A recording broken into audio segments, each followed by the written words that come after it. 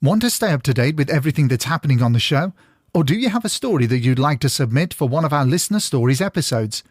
You can get in touch with the show via the website at www.hauntedukpodcast.com, on Instagram at hauntedukpodcast, on X at hauntedukpod, or you can email us at contactus@hauntedukpodcast.com.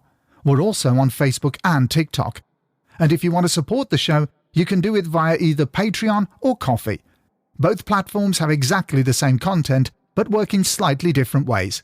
One of the advantages of Patreon is its sleek user interface, but if you want to avoid those pesky additional charges Apple, Google, and Patreon apply to your subscription, then why not give Ko-fi a try?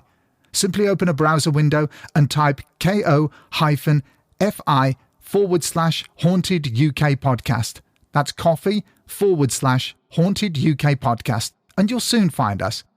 Whichever platform you choose, we're sure you'll enjoy the bonus content. Thanks for listening, and enjoy the episode.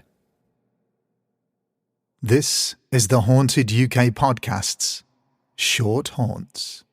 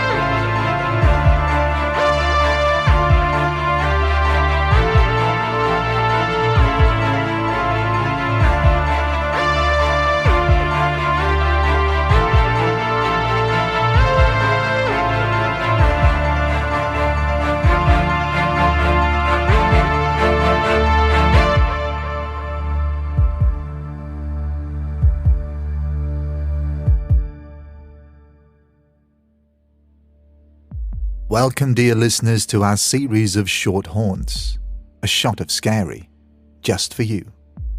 So grab a hot chocolate, maybe a tea, maybe something stronger, because this is Haunted UK Podcast's Short Haunts. This is the second episode in our series of short haunts. Would you get married here? And I think the answer would be a firm no. This short haunt regales the story of a family whose dreams of a successful business and blissful family life were shattered by unforeseen forces that wreaked havoc upon them, until the family finally fled the house which they thought would bring them lifelong happiness. Let's begin by getting a feel for the history of the house in this story and its past inhabitants. There has been some type of habitable residence where Clifton Hall now stands since its mention in the Domesday Book in 1086.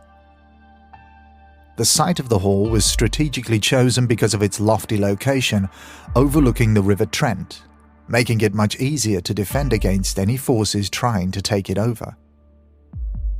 It wasn't until around 1778 that complete rebuilding would take place, leaving us mostly with the hall that we see today.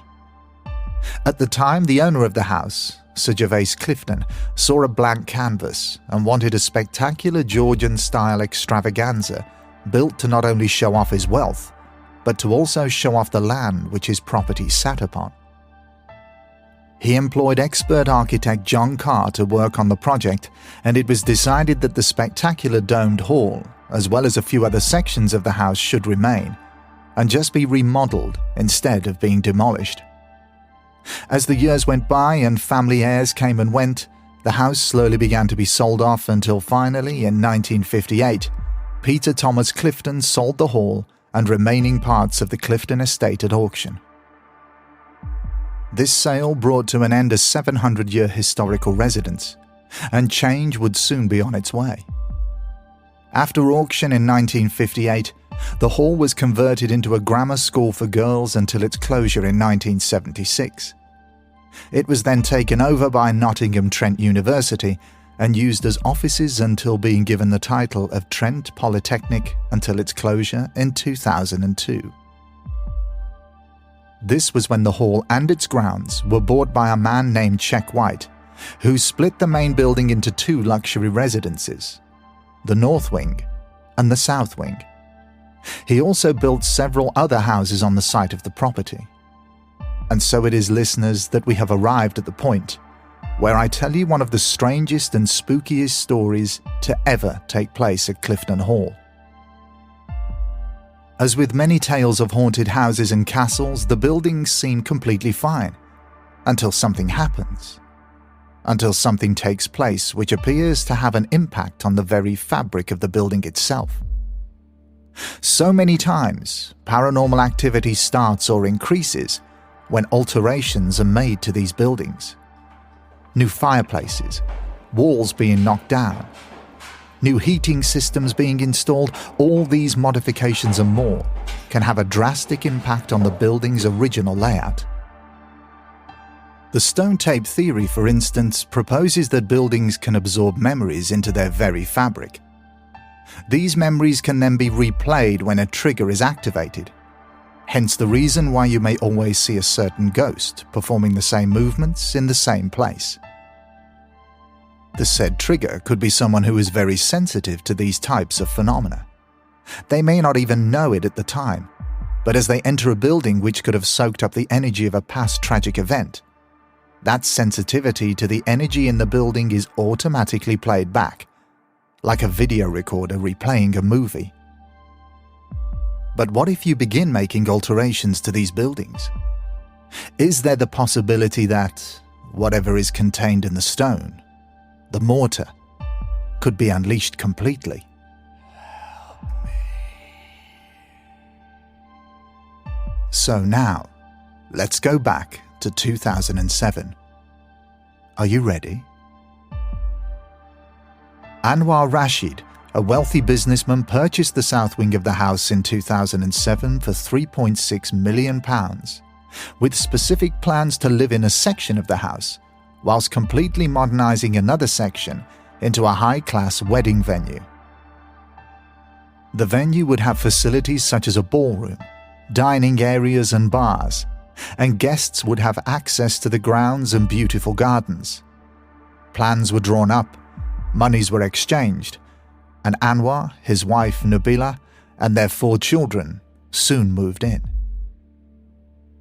Almost immediately after settling in, things started to happen. Tapping and banging noises were heard. Doors, windows, and cupboards would be open when the family knew they were closed, and lights would mysteriously switch on and off at random intervals. Workmen began to make a start on the renovations to the sections of the manor which would house the wedding facilities. But even they experienced difficulties such as power cuts, tools going missing then reappearing in other parts of the house, and strange voices being heard at all times of the day. Initially, the children were suspected of the majority of happenings.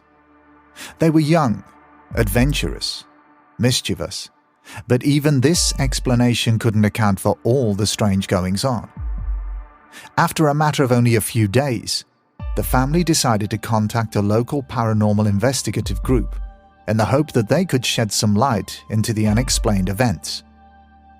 The group held overnight vigils but failed to stop the haunting or even render a satisfactory explanation. The head of the paranormal group was quoted as saying, quote, "This is the only place where I've ever really been scared. Even in the light of day, it's just got a really eerie feeling about it." End quote. 2 events were to catapult the family into deciding to leave the mansion and abandon their plans. The first involved Anwar's wife, Nabila. She had awoken in the early hours to prepare milk for their youngest child and made her way downstairs and to the kitchen. On her way, she passed the living room and saw her daughter sitting in front of the TV watching the Cartoon Network. Nabila sighed to herself and completed the task that she'd set out to do, then made her way back up to bed. As she passed the living room again, she said to her daughter in a roundabout way, "Come on now, it's late. Turn that off and get to bed." Her daughter turned slowly to face her and smiled a strange smile. Nabila continued upstairs and happened to look in her daughter's room. There was her daughter, fast asleep. So who, or what, was downstairs? After waking her husband up in a complete panic, they both went downstairs to find the TV off and the living room in darkness. What had just happened? Was this imagination? The mind playing tricks because of all the previous events? Hysteria, perhaps? The final straw came when, after hearing their baby daughter screaming over the baby monitor, Mum and Dad rushed into the baby's room to find bloodstains over the bright white quilt in the baby's cot. The baby had no injuries. There were no stains on the ceiling to suggest that maybe something had leaked and dripped over the quilt. There wasn't an explanation. The next day, the family moved out. They had lasted just 8 months. They stopped paying the mortgage to force the bank into repossessing the property and taking the house back off their hands. The family never went back, not even to collect their personal belongings or furniture. They paid a company to go in and collect everything. They even paid for workmen to restore any alterations that had been made, taking the house back to its original state. Anwar Rashid compared their experience of living in the house to that of a horror movie, saying, quote, "We were like the family in The Others. The ghosts didn't want us to be there, and we could not fight them because we couldn't see them. The day we moved in, we had our first experience. We sat down in the evening to relax and there was a knock on the wall. We heard, 'Hello, is anyone there?' We ignored it the first time, but 2 minutes later, we heard the man's voice again. 'Hello, is anyone there?' I got up to have a look, but the doors were locked and the windows were closed. When we found red blood spots on the baby's quilt, that was the day my wife said she'd had enough. We didn't even stay that night. It was the last straw. We felt that they had come to attack us. It was really emotional." End quote. So what happened here? A haunting? A possession? A set of events faked to force the bank to repossess the property because the family couldn't afford it? You decide. But if you want to purchase the south wing of Clifton Hall, then it's currently on the market for £2.7 million.